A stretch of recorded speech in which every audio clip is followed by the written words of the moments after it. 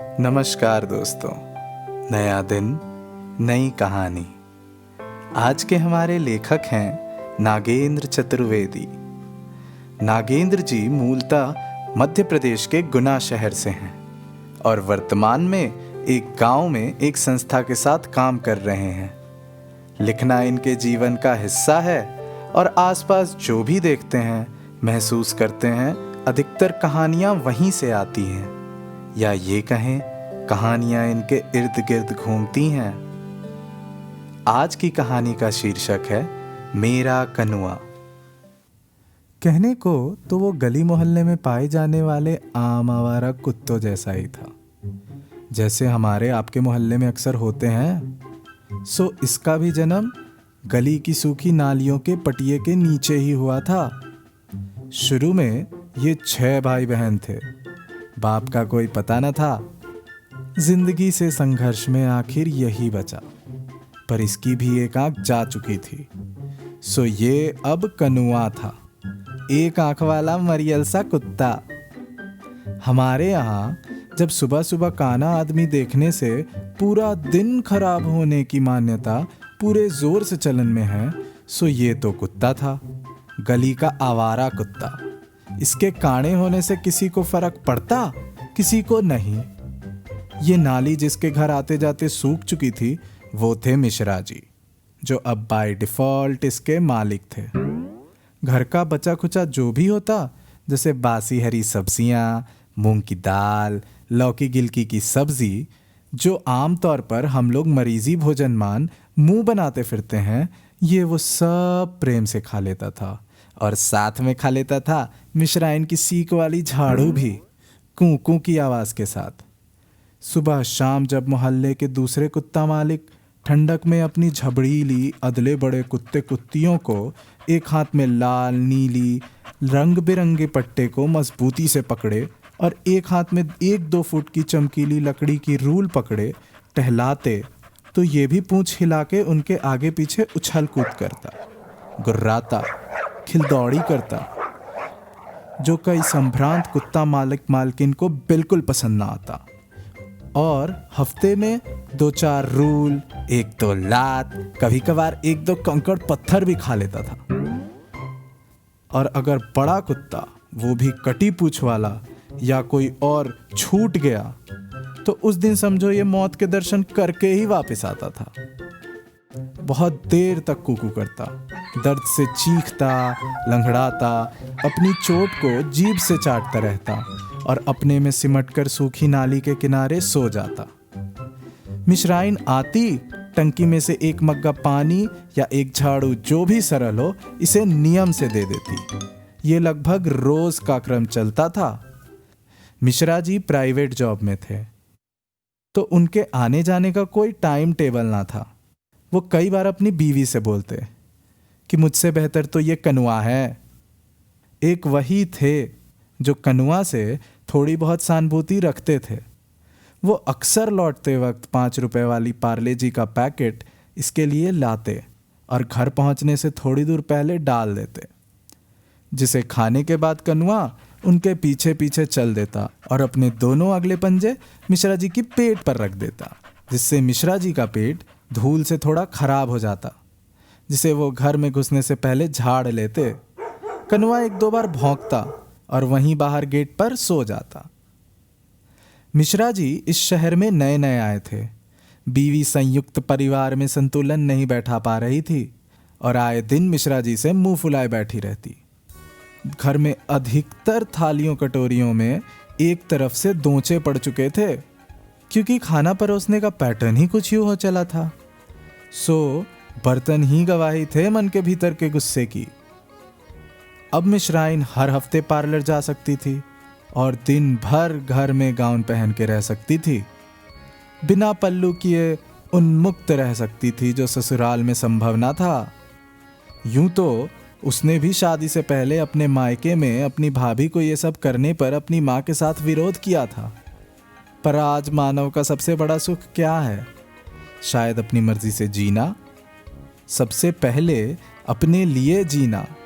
सो अब सास ससुर से अलग दूसरे शहर में सब आनंदमय था। पर इसे और बेहतर बनाए रखने के लिए वो मिश्रा जी से लगातार कह रही थी कि देखो ना, आसपास के सभी कपल्स हफ्ते में एक बार बाहर जाते हैं, मूवी, खाना, शॉपिंग सब करते हैं। तुम मुझे आज तक कहीं नहीं ले गए। 2 साल हुए शादी को।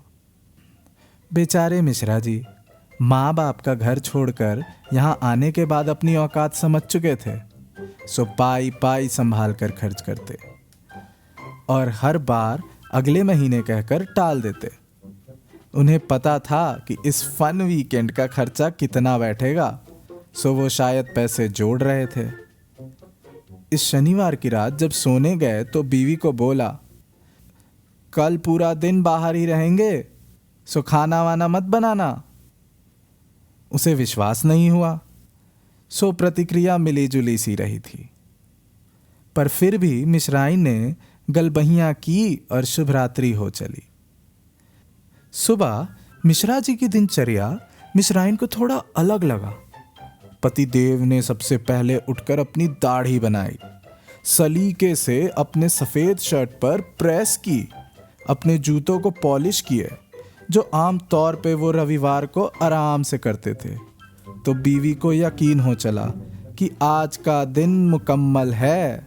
उसने भी एक अदद सलवार सूट निकाल लिया, जो एक बार पहने जाने के बाद ड्राई क्लीन होना ज़रूरी होता था।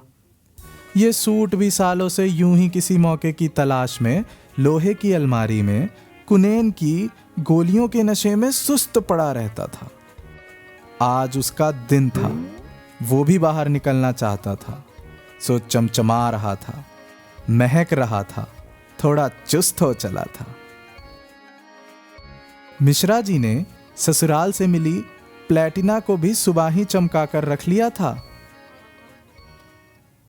तैयार हो दोनों बाइक पर निकले तो आज मिश्राइन का सर 180 डिग्री एंगल में स्वतः घूम रहा था। अक्सर दूरी बनाकर बैठने वाली पत्नी जो पीछे हाथ कर बैठती है, आज कंधे को कसकर पकड़ी हुई थी और पड़ोस वाले जैन आंटी को जाते हुए बोला, थोड़ा ध्यान रखना, हम लेट हो जाएंगे। इसी बीच कनुआ भी बाइक के पीछे पीछे थोड़ी देर तक आया, पर मिश्राइन ने उसे घूर कर देखा, एक हाथ का थप्पड़ बताया तो वो वहीं गली के कोने पर रह गया।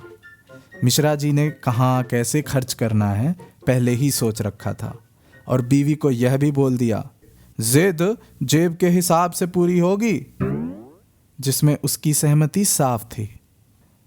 मिश्राइन दिन भर बाहर घूमने के बाद रात को फिल्म देखते हुए नुक्कड़ चौपाटी पर मिल्क शेक पीकर लौट रहे थे और बातों में मशगूल थे। घर के बाहर की खंबे की लाइट कई दिनों से बंद पड़ी थी, जिसकी कई बार शिकायत की जा चुकी थी। होना क्या था स्याह अंधेरे के सिवा, सो वो तो था ही।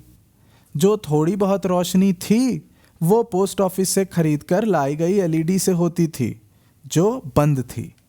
गली के सारे कुत्ते मुंह ऊपर किए लंबी लंबी तान ले रो रहे थे, पर कनुआ मिश्रा जी की गाड़ी की आवाज़ से वाकिफ था, सो वो आवाज़ सुनते ही जोर जोर से भौंकने लगा वहीं नाली के पास। आते ही मिश्राइन ने एक लात दी, पर वो हटा नहीं। वो लगातार गुर्रा रहा था, भौंक रहा था, मिश्रा जी का पेट खींच रहा था, आगे पीछे दौड़ रहा था। मिश्रा जी को उसका यह व्यवहार अजीब सा लगा। वो चौकन्ने हो गए, ध्यान बंद पड़ी एलईडी पर गया। मिश्राइन पतिदेव के एकदम पीछे खड़ी हो गई। अंदर की लाइट भी बंद थी। जैसे ही ताला खोला, मोबाइल की टॉर्च की रोशनी सामने से आ रही दूसरे मोबाइल की टॉर्च की रोशनी से टकरा गई। सामने 2 नरमुंड चमक रहे थे, जिनका मुंह रुमाल से ढका था। मिश्रा जी कुछ समझ पाते कि तड़ाक से एक लठ उनके सर पे लगा, सो वो वहीं सर पकड़कर बैठ गए। मिश्राइन का मुंह बंद कर दिया गया। एक आदमी जो भी हाथ लगा समेटकर थैले में भर रहा था। मिश्राइन रो रही थी, पर आह मन के भीतर ही रही, चीख भी ना सकी। पर एक चीख मुखर थी, वो थी कनुआ की। वो लगातार भौंक रहा था। उसने एक आदमी जो मिश्राइन का हाथ पकड़े था, उसका पूरा पैर अपने मुंह में ले लिया।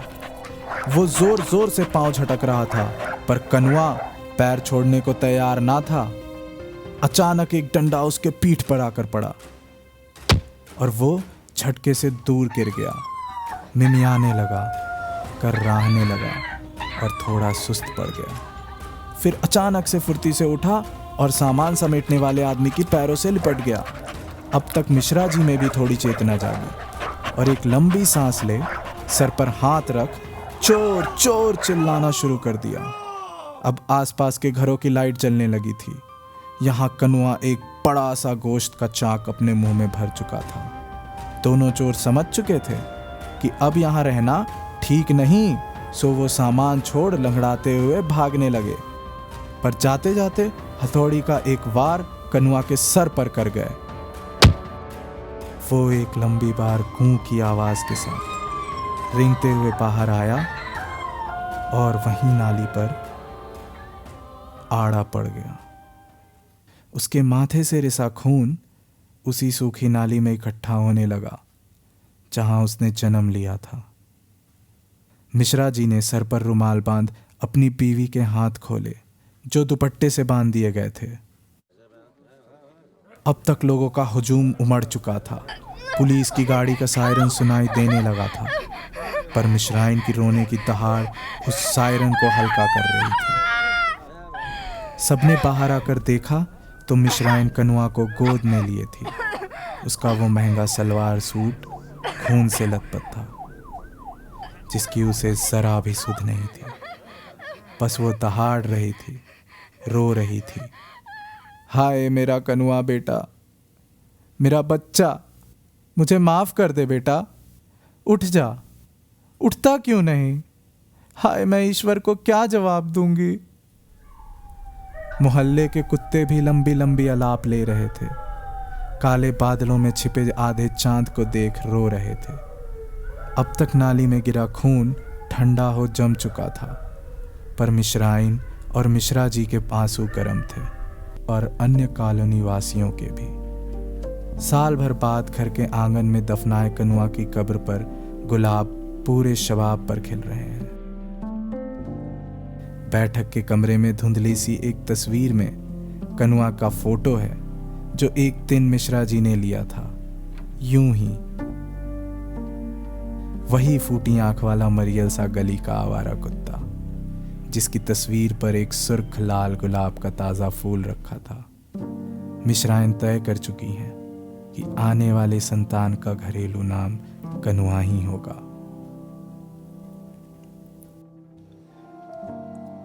अगर आपको हमारी कहानी पसंद आई तो इस कहानी को लाइक करें और हमारे आगे आने वाली कहानियों के लिए हमारे चैनल को सब्सक्राइब करें और जुड़े रहें।